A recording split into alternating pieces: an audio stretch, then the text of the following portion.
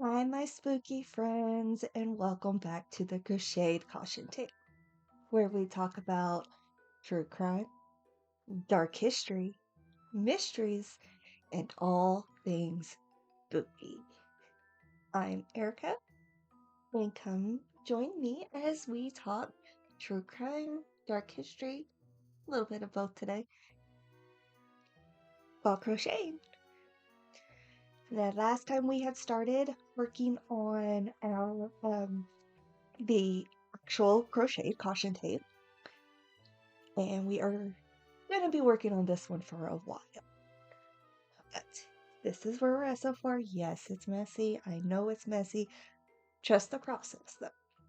And once we get the first tile done, we'll go through and weave in all of these extra little ends and get those cleaned up. All right. Um, little trigger warning for today's episode. Um, this does talk about mental health and some dark side effects of bad mental health and the taking of one's life. So if you are not wanting that something that could trigger you, please scroll on past. We'll see you at the next episode. That being said, we are going to continue working on our caution tape here while we discuss the story of Peg Entwistle. Peg Entwistle was born Millicent Lillian Entwistle on February 5th, 1908 in Wales. She and her father immigrated to the United States in 1912. Not sure where her mom was, if her parents had divorced or if she had already passed at this point. There wasn't really any information on her. So her father and her moved to the United States, and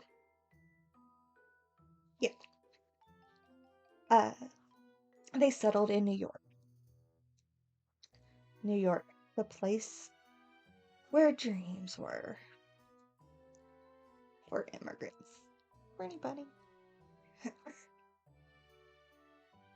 Her father became a theater stage manager, so theater and acting kind of ran in her blood a bit. Soon after moving to New York, her father did meet somebody new and got remarried and had two more sons. In 1921, her stepmother had passed away, and in 1922, her father was in a horrible car accident and also passed away. So, for Peg and her brothers, they went and they moved in with their Uncle Harold. At this time, Peg was only 14 years old.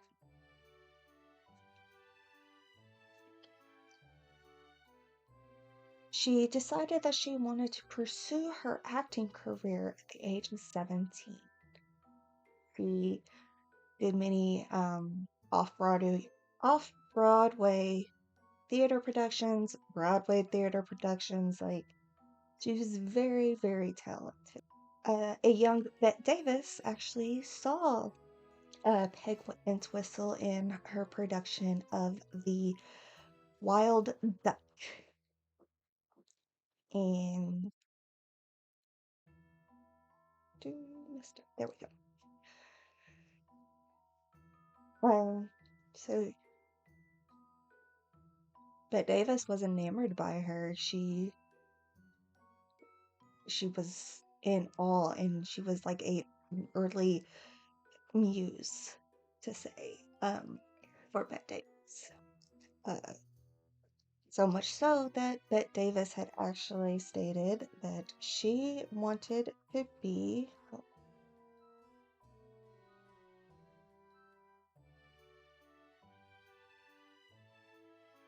So much so that Bette Davis has said that she wanted to be just like Peg Entwistle.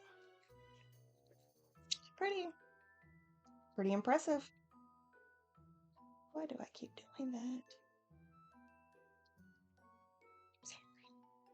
Told you guys, not quite to that expert level with the corner to corner yet.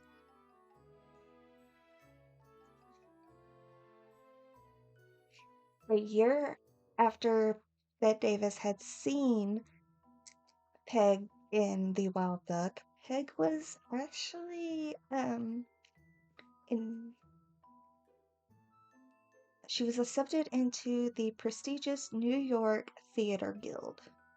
Very, very impressive for someone at such a young age. Peg went on to marry actor Robert Lee Keith in 1927. Unfortunately, Keith was hiding some pretty big information from Peg whenever they started seeing each other and got married. He had something pretty big. Robert was already married and had a son. Didn't think to tell this to his new bride?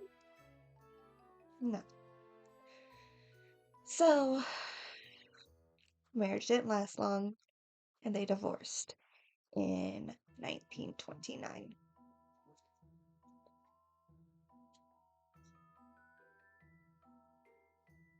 Now, Peg, she was in all of these theater productions and everything, and then the 1930s happened.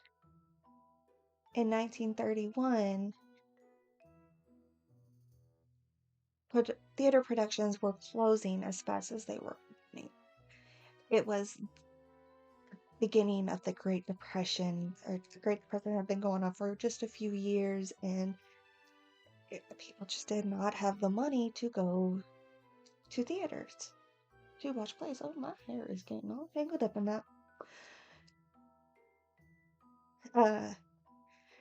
So with that being the case, Peg thought it was time for her to leave New York and set her sight on the silver screen. So she moved out of her Uncle Harold's place across the country to live with her Uncle Charles in LA.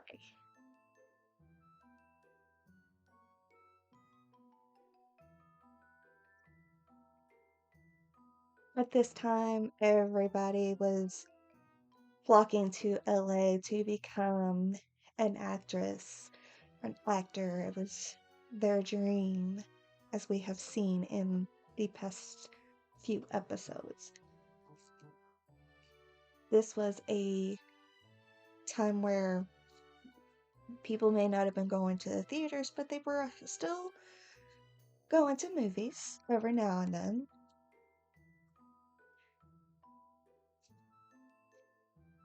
Unfortunately, Peg had difficulty finding it because while people may have still been going to the movies, they weren't going often. So it was difficult to find an acting gig.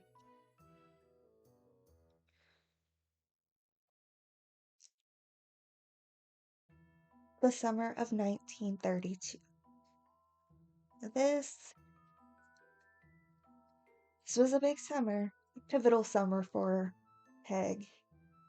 She just finished wrapping up the filming of her movie in 13 Women.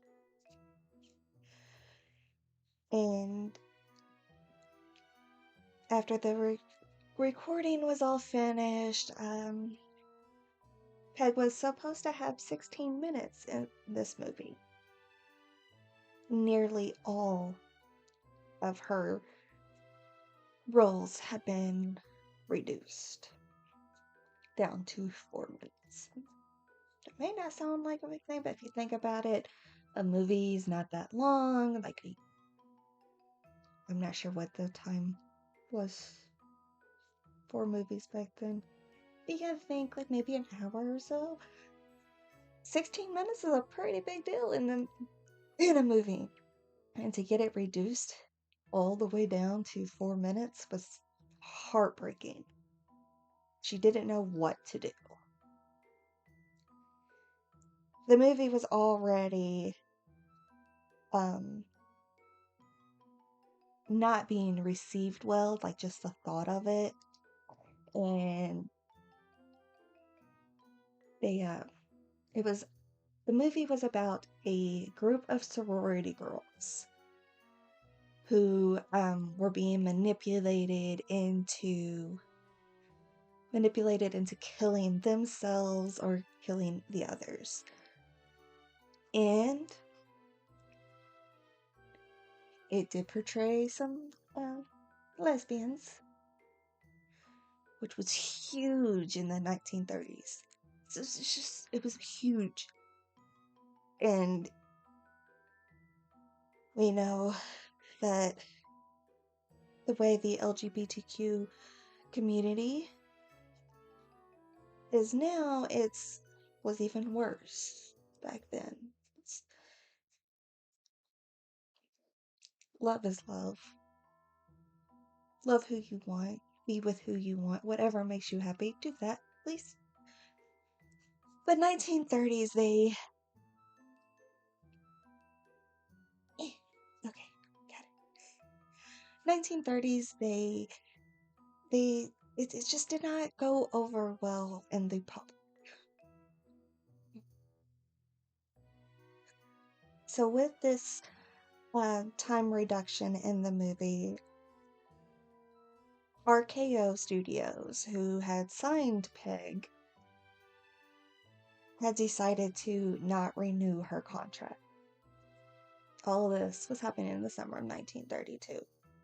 So her time in her movie got reduced.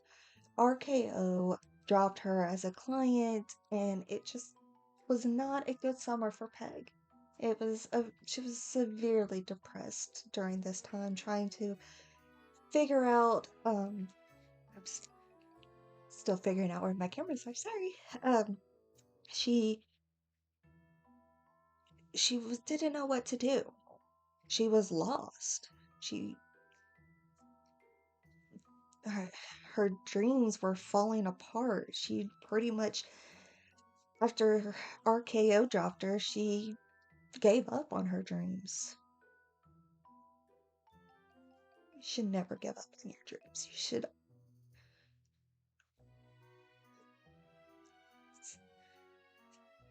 It's horrible to feel like that. To feel that is the only option. Is to give up on your dreams.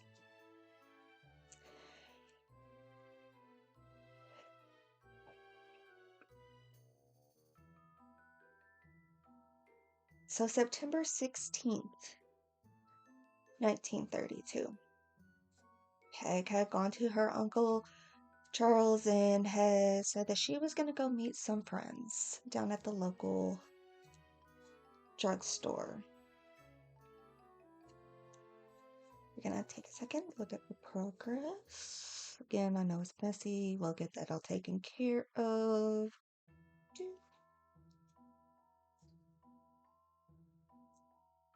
Okay.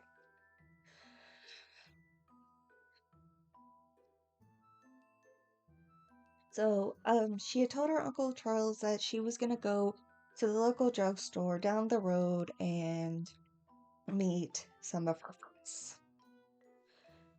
Perfectly normal. not to think anything of it. However, Peg did not go to meet her friends. Her uncle lived at the bottom of Hollywood Hills sign. So Peg had, instead of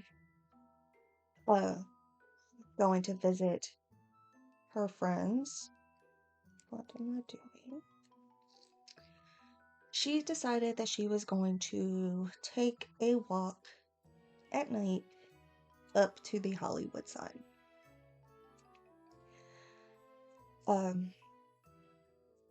Maybe it started out as something to just clear her head, to just get some fresh air without anybody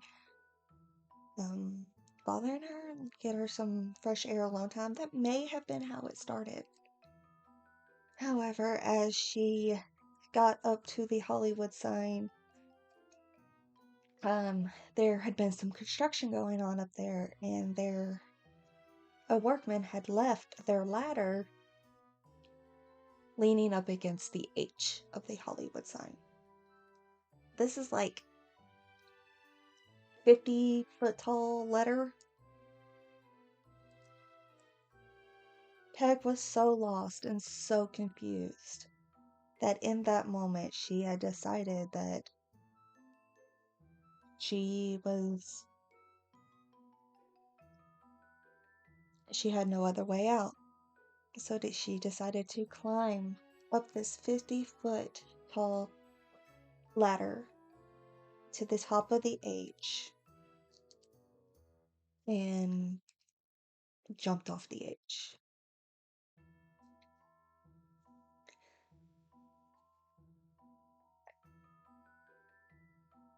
So, a few days later, there was a hiker that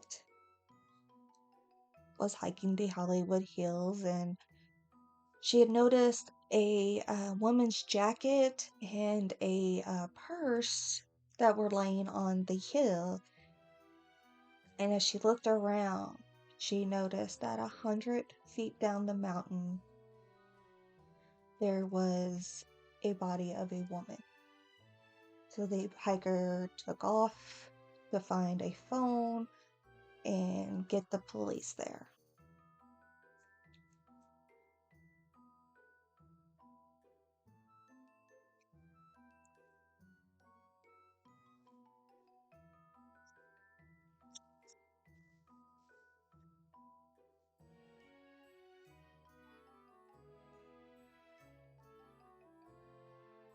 As the police arrived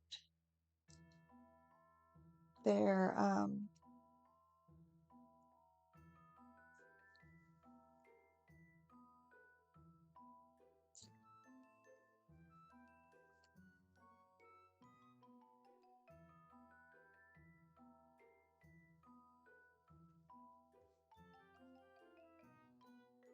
as the police arrived and started their investigation of the scene, they had looked inside of the purse. And in the purse, there was a note. So I guess she may not have planned it, but she had thought about it. The note said, "I am afraid. I am a coward. I am sorry for everything.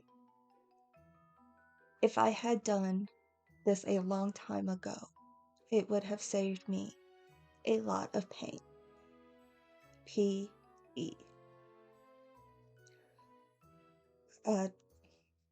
Charles had read about a woman being found upon a Hollywood sign in the papers, and at this point, Peg had been not back home for a few days.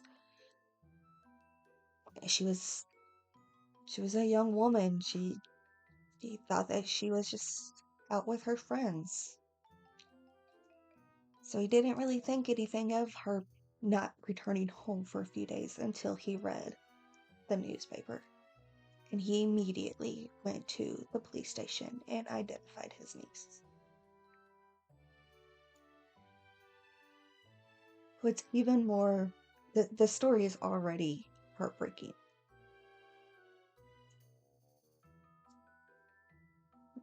During the autopsy, it had been discovered that the fall did not immediately kill Peg. She had actually been alive for a while, just in pain, in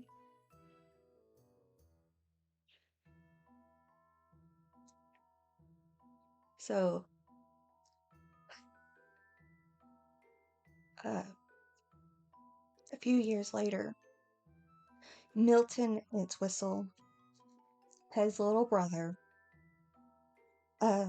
had recalled that he was only 12 years old at this time. He recalled that there was a letter that had arrived like days, just a few days after this. And it was from RKO.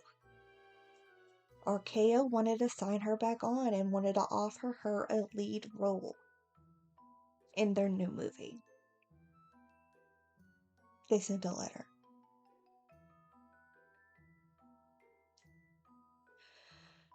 Their Uncle Charles and Aunt Jane were absolutely furious. Anybody would be. If RKO had just called instead of sending a letter, Peg would have gotten the news and would not have given up on her dreams.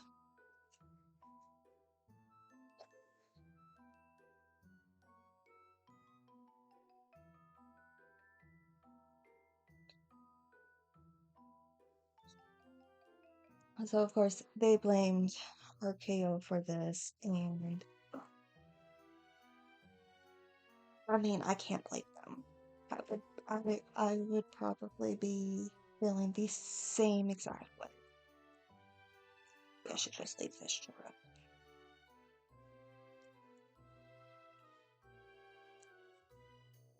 So even years later, like, I don't know, almost 90 years, around 90 years later, people are still saying that the Hollywood sign is haunted with Peg's spirit. Some say that they see a blonde lady that is dressed like they are in the 1930s. The 1930s fashion, and there are many people who, while up on the Hollywood sign, they come over, they're overpowered with the scent of gardenias, which was Peg's signature scent and her favorite flower.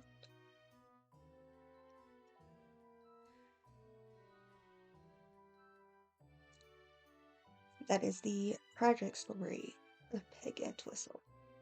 I know this isn't a very long one today, but it's important. People need to know about her.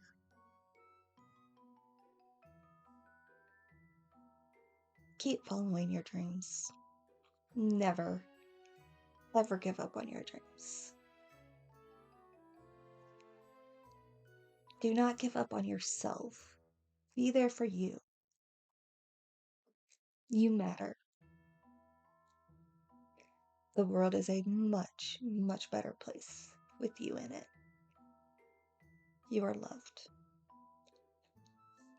There are people here who care about you deeply and do not want anything, any harm to come to you.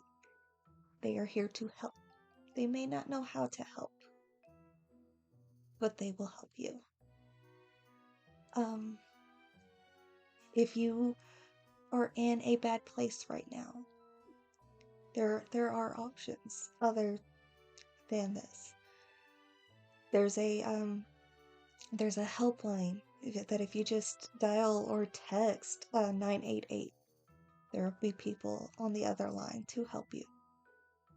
And there's online resources if you don't want to go out to get help.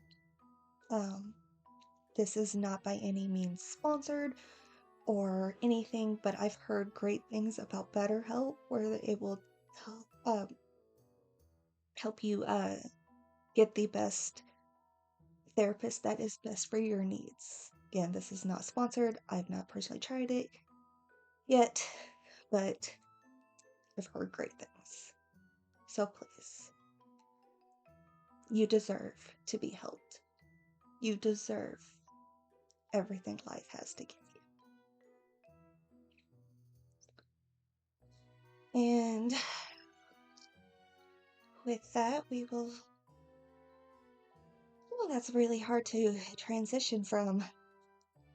But we are finishing up this last diagonal row here.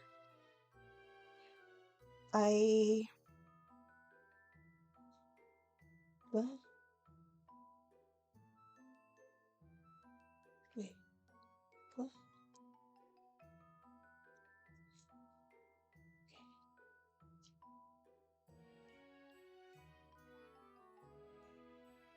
So we are almost done with this row. And I hope that you can't say anything good about this episode. But I hope you reach out for the help if you are someone that is needing help. I love you. Take care of yourself. Be good to yourself and be good to others. Follow your dreams. And I will be seeing you guys in the next episode. I love you. Bye, my spookies.